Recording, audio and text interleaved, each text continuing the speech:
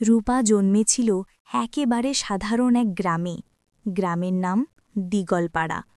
কাঁচা রাস্তা, চারদিকে সবুজ ধানক্ষেত আর ভোরে ভেসে আসা পাখির ডাক। বাবা ছিল কৃষক, মা ছিলেন ঘরের অতি সাধারণ নারী। ছোট্ট রূপাকে নিয়ে তাদের সংসার ভরা সুখে শান্তিতে কেটেছিল। কিন্তু সুখের দিন বেশি দিন টিকল না। 1 বছরের ব্যবধানে বাবা মা দুজনেই চলে গেলেন মরণ ব্যাধিতে। শ্মশানঘাটে আগুন জ্বলছিল। ছোট্ট রূপা লালচে চোখে শুধু তাকিয়েছিল। তখন তার বয়স মাত্র 6।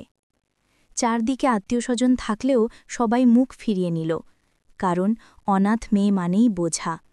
একমাত্র যে মানুষ এগিয়ে এলো সে হলো তার মামা রবিন।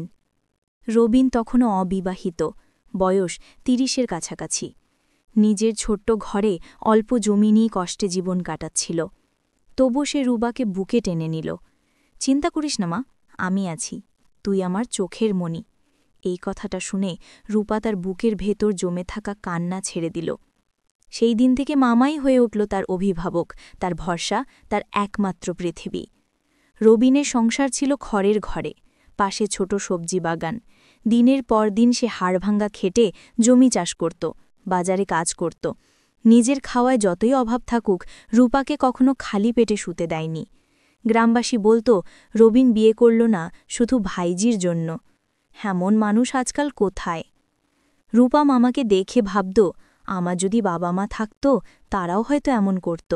মামা শুধু অভিভাবক নয়, সে আমার জীবন। সময় কেটে গেল। রূপা ছোট থেকে ধীরে ধীরে এক অপরূপা রূপসী কিশোরীতে পরিণত হল। চোখ বড়, কপাল উজ্জ্বল, চুল কালো লম্বা।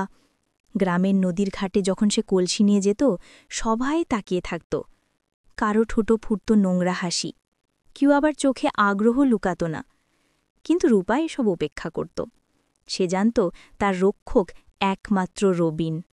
রবিন যখন মাঠ থেকে ঘরে ফিরত, ঘামে ভেজা শরীর, খড়ের গন্ধে ভরা জামা, তখন রূপার বুক কেমন কেঁপে উঠত। রবিনও পরিবর্তন বুঝতে পারছিল। ছোট্ট যাকে কোলে নিয়ে মানুষ করেছে, সেই মেয়ে কি এখন আর শিশু নেই, সে এক আকর্ষণীয় যুবতী।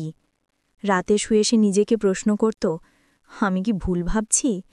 কেন তার হাসি আমার বুক কাঁপায়? কেন তার চোখে তাকালে আমি অস্থির হয়ে যাই?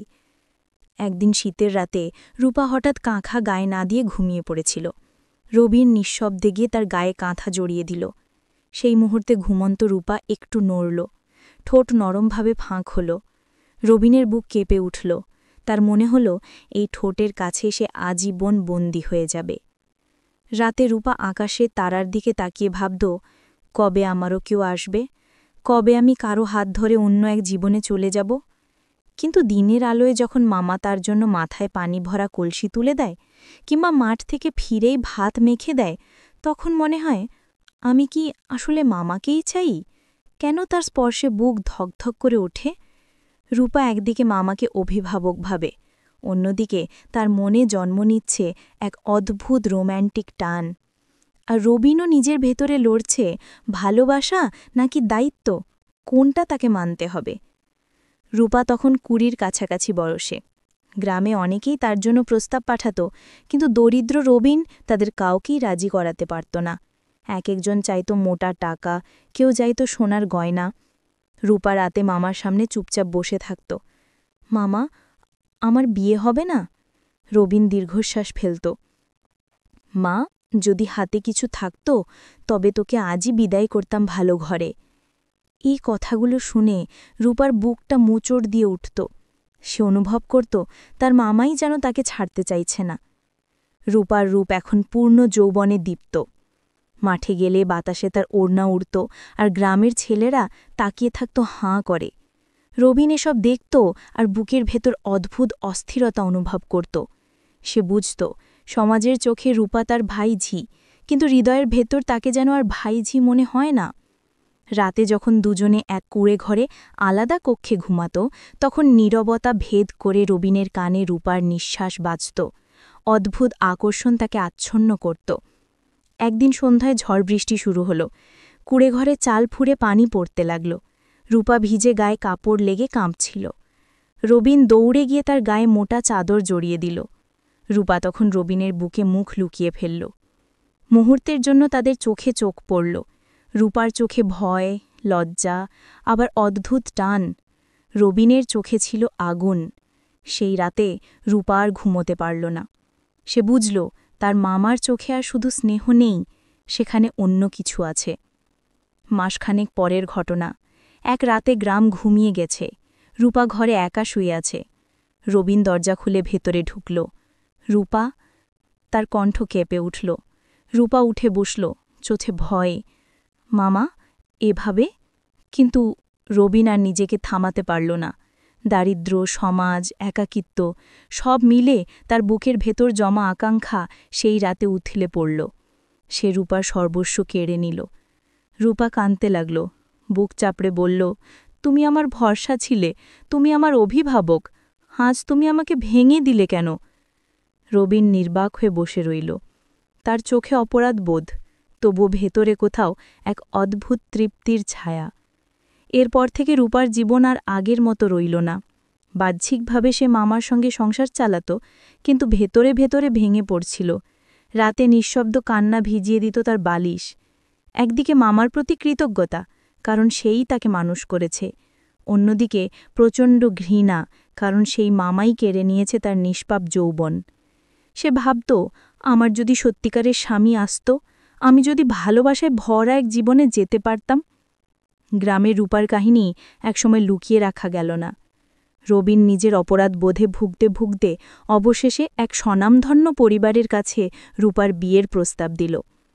সেই পরিবার ছিল শহরে, ধনাঢ্য ব্যবসায়ী রমেশ চৌধুরীর ঘর। ছেলেটির নাম অনিরুদ্ধ। রূপে, গুণে, ভদ্র, শিক্ষিত, শহুরে ভদ্রলোক। বিয়ে হল ধুমধাম। গ্রামের অনেকেই হিংসায় কাঁপল, অনাথ মেয়ে এমন ঘরে যাচ্ছে। কিন্তু রূপার বুকের ভেতর তখনও কাঁদছিল। সে জানত তার শরীর ও মন আগেই কলুষিত হয়েছে। প্রথম রাতেই অনিরুদ্ধ রূপার হাত ধরে বলল, তুমি আমার জীবনের শ্রেষ্ঠ উপহার। তোমার চোখে আমি আমার ভবিষ্যৎ দেখি। রূপার বুক কেঁপে উঠল, তার চোখ ভিজে গেল অশ্রুতে। অনিরুদ্ধ ভেবেছিল এটি খুশির কান্না, কিন্তু রূপা জানত এর ভেতর লুকিয়ে আছে ভয়ের পাহাড়। ধীরে ধীরে অনিরুদ্ধ তাকে ভালোবাসা দিয়ে কাছে টেনে নিল। শহরের আলোকিত ঘরে, সাজানো বিছানায় যখন অনিরুদ্ধ তার ঠোঁটে ঠোঁট রাখল, রূপার মনে হল এই তো সেই স্বপ্নের মুহূর্ত যেটা আমি ছোট থেকে চেয়েছি। তার শরীর জুড়ে আগুনের শিহরণ বয়ে গেল। প্রথমবারের মতো সে ভালোবাসাকে রোম্যান্টিক উত্তাপে অনুভব করল। কিন্তু যখনই অনিরুদ্ধ ঘুমিয়ে পড়ত, রূপার নীরবে চোখ মুছত। মনে পড়ত সেই ঝড়ের রাত, সেই মুহূর্ত যখন মামা রবিন তার নিষ্পাপ যৌবন কেড়ে নিয়েছিল। শহরে সাজানো ঘরে বসেও সে অনুভব করত, আমি কি সত্যিই পবিত্র? আমি কি স্বামীর সামনে সত্যিটা বলতে পারব? প্রতিটা রোম্যান্টিক মুহূর্তের পর তার বুক ফেটে কান্না আসত। কখনো স্বামীর বুকে মাথা রেখে সে হঠাৎ হাউমাউ করে কেঁদে উঠত। অনিরুদ্ধ বিস্মিত হয়ে জিজ্ঞাসা করত, কি হয়েছে রূপা? আমি কি তোমায় কষ্ট দিচ্ছি? রূপা শুধু মাথা নাড়ত, কিন্তু সত্যিটা বলার সাহস পেত না। একদিন অনিরুদ্ধ তাকে জোর করে কাছে টেনে নিল। তার চোখের দিকে চেয়ে বলল, রূপা, আমি তোমার চোখে এমন এক কান্না দেখি যে আমার কারণে নয়। তুমি কি আমাকে কিছু বলতে চাও? রূপা ভেঙে পড়ল। কাঁপতে কাঁপতে সব ঘটনা খুলে বলল। মা বাবার মৃত্যু, মামা রবিনের দারিদ্র্য, আর সেই ভয়ঙ্কর রাত। শুনে অনিরুদ্ধ স্তব্ধ হয়ে গেল। কয়েক মুহূর্তের নীরবতা যেন দুনিয়া থমকে গেল। তারপর অনিরুদ্ধ রূপার মুখ দুহাতে ধরে বলল, শোনো, তুমি অপরাধী নও, তুমি শুধু শিকার। আমি তোমাকে ভালোবেসেছি, তোমার আত্মাকে, তোমার মানুষকে। অতীত মুছে যাবে, আমি থাকব তোমার পাশে। সেই রাতেই রূপা অনুভব করল, ভালোবাসা মানে শুধু শরীর নয়, মনেরও আশ্রয়। অনিরুদ্ধ তাকে বুকের কাছে জড়িয়ে নিল আর বলল, এখন থেকে তুমি শুধু আমার, আমি তোমার সব কান্না মুছে দেব। রূপার চোখ বেয়ে অশ্রু গড়াল, কিন্তু এবার তা দুঃখের নয়, মুক্তির অশ্রু। রূপার জীবন শুরু হয়েছিল কান্না দিয়ে, কিন্তু শেষ পর্যন্ত সে খুঁজে পেল এক ভালোবাসা যা অতীতের অন্ধকারকেও আলোকিত করল। যদিও অতীত তাকে সারা জীবন তাড়া করবে, তবু স্বামীর বুকে সে পেল নতুন আশ্রয়, নতুন স্বপ্ন, নতুন আলো।